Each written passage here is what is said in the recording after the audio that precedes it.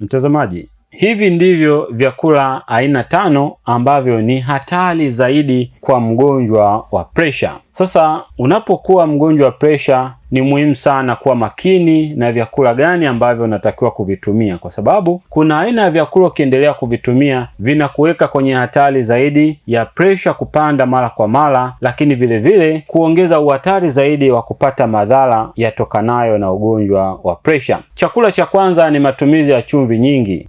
Chumvi ni muhimu sana katika mwili wa mwanadamu, lakini chumvi iweze kutumika kwa kiasi, kwa sababu katika chumvi kuna madini ambayo tunaita sodium. Madini ya sodium ni muhimu sana katika mwili wa mwanadamu. Sodium inatumika kwa ajili ya kurekebisha kiwango cha presha, kurekebisha kiwango cha maji pamoja na kazi zingine. Lakini chumvi inapotumika kwa wingi ni hatari sana, kwa sababu chumvi ina tabia ya kuretain maji, au tunasema kuhifadhi maji. Kitaalamu tunaita fluid retention. Kwa hiyo unapotumia chumvi nyingi, manake maji yanahifadhiwa kwa wingi kwenye damu, hali ile inapelekea presha kupanda mara kwa mara. Kwa hiyo chumvi nyingi kupita kiasi ni hatari sana kwa wewe mgonjwa wa presha. Kwa hiyo ni muhimu sana uweze kutumia chumvi kidogo sana, kwa sababu chumvi ni muhimu katika mwili wa mwanadamu. Chakula aina ya pili ni matumizi ya vyakula vya kukaanga. Wewe mgonjwa wa presha unatumia sana mandazi, unatumia sana chapati na vyakula vingine vya kukaanga,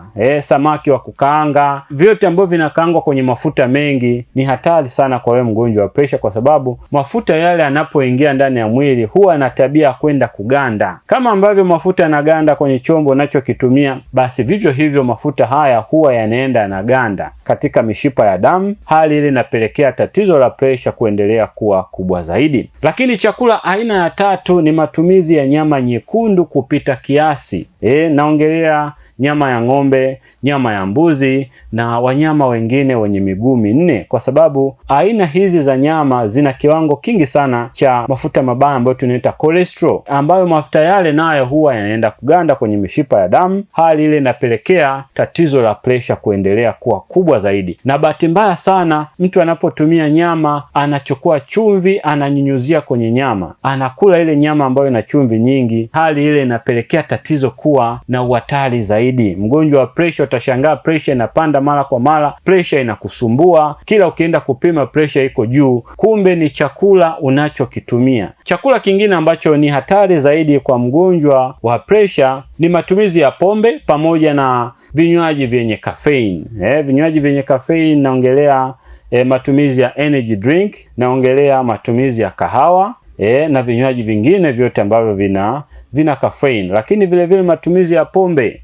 Unapokuwa mgonjwa wa presha ni muhimu sana ukaacha matumizi ya pombe, kwa sababu pombe nyingi zina kiwango kingi cha sukari, ambayo sukari ile inapoenda katika mwili huwa inaenda kubadilishwa kuwa kuhifadhiwa katika mfumo wa mafuta, hali ile inapelekea tatizo lako la presha kuwa kubwa zaidi. Lakini vile vile vinywaji vyenye caffeine vile vile huwa vinapelekea mapigo ya moyo kwenda kasi. Sasa mapigo ya moyo yanapokuwa yanaenda kasi, hali ile inapelekea tatizo lako la presha liendelee kuwa kubwa. Lakini chakula aina ya 5, aina ya mwisho, ni matumizi ya vyakula vyenye sukari nyingi.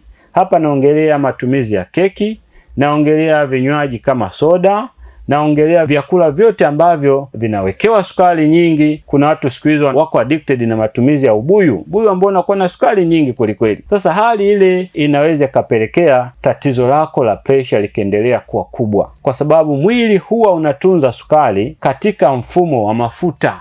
Kwa hiyo unapokula sukari yoyote, iwe ni sukari ambayo inatokana na keki, iwe ni sukari ambayo inatokana na vyakula vya wanga, iwe ni sukari ambayo inatokana na juisi, iwe ni sukari ambayo inatokana na chakula chochote, lakini sukari inapokuwa kwa wingi, inapoingia ndani ya mwili huwa una tabia ya kuchukua ile sukari kidogo kwa ajili ya kutengeneza nishati, lakini ile sukari ya ziada huwa inahifadhiwa katika mfumo wa mafuta. Sasa yale mafuta sasa yanapoingia katika mishipa ya damu yanaweza kaganda au yakasababisha damu iwe nzito, hali ile kapelekea tatizo la presha kuendelea kuwa kubwa. Kwa hiyo hivyo ndivyo vyakula aina 5 ambavyo ni hatari zaidi, na wewe mgonjwa wa presha unatakiwa kuviepuka au punguze sana matumizi ya vyakula hivyo ili kusudi uendelee kuwa salama, ili kusudi urejee katika hali yako ya kawaida, na kama unatumia matibabu basi matibabu yae yaweze kukusaidia. Lakini vile vile ninayo habari njema kwa wewe mtazamaji. Lupimo Sanitarium Clinic tunavyo virutubisho lishe ambavyo vinawasaidia wagonjwa wengi sana wa pressure. Tunayo dawa ambayo inaitwa BP Regulator, zipo dawa zingine kama Goka Tonic na dawa zingine ambazo kwa kweli zinaleta matokeo mazuri sana kwa wagonjwa wa pressure. Kwa hiyo nikualike wewe mtazamaji wetu ututembelee katika ofisi zetu za Lupimo Sanitarium Clinic tuweze kukupatia dawa hizi kwa gharama nafuu kabisa. Lakini cha zaidi, tunaendelea kukushauri vitu gani vya kuendelea kutumia, mambo gani ya kufanya ili kusudi hali yako iweze kurudi katika